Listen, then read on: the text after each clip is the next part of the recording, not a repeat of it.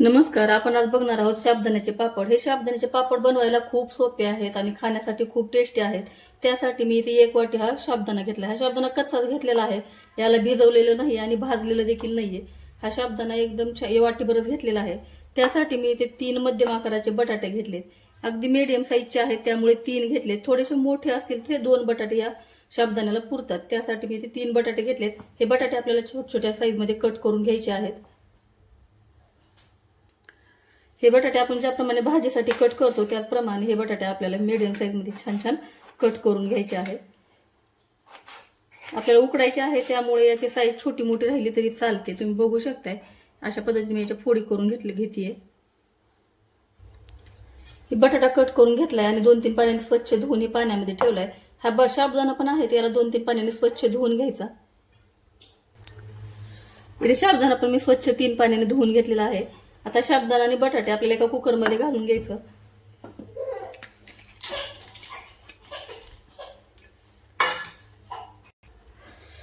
आणि यामध्ये आपण कट केलेला बटाटा पण टाकून घ्यायचा. हे दोन्हीही आपल्याला सोबत उकडून घ्यायचं आहे. याला छान शिजवल्याच्या नंतर याचे आपल्याला पापड बनवायचे. इथे आता मी ज्या वाटीने साबुदाणा घेतलाय त्याच वाटीने 6 वाटी पाणी टाकून घ्यायचं. कारण हे 6 वाटी पाणी याच्यासाठी एकदम परफेक्ट प्रमाण आहे.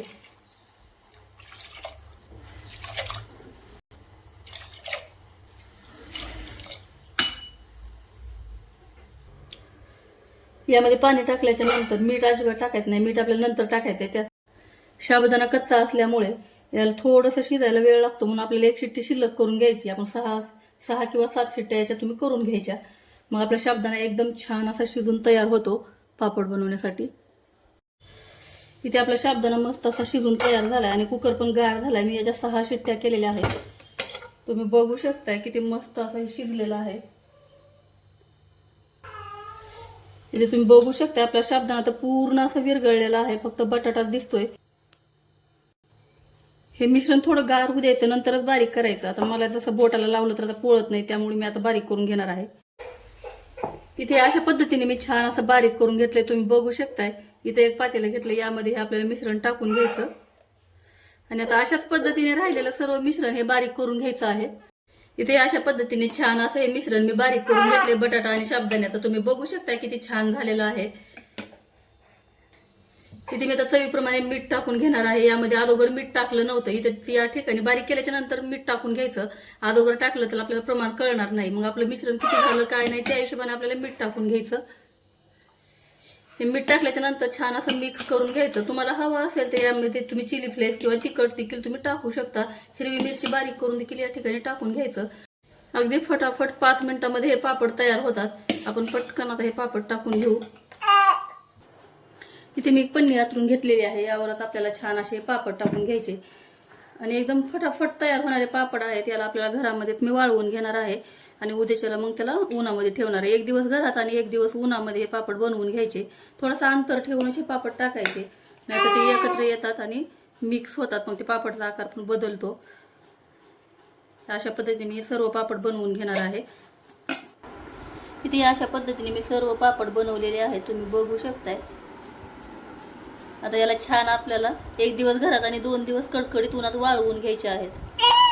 इथे तुम्ही बघू शकता आपण बटाटे न उकडता साबुदाणा न भिजवता बनवलेले पापड किती छान असे पातळे पापड झालेले आहेत आणि एकसारखे गोल गोल मस्त पापड झाले.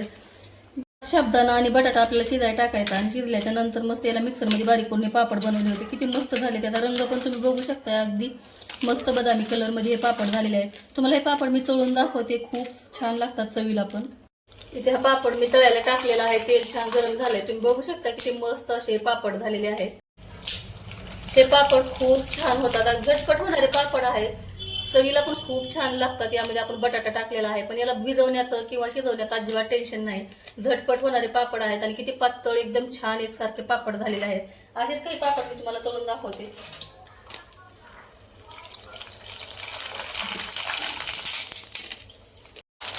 तुम्ही बघू शकता कशा झटपट तळून तयार व्हायला लागलेले आहेत.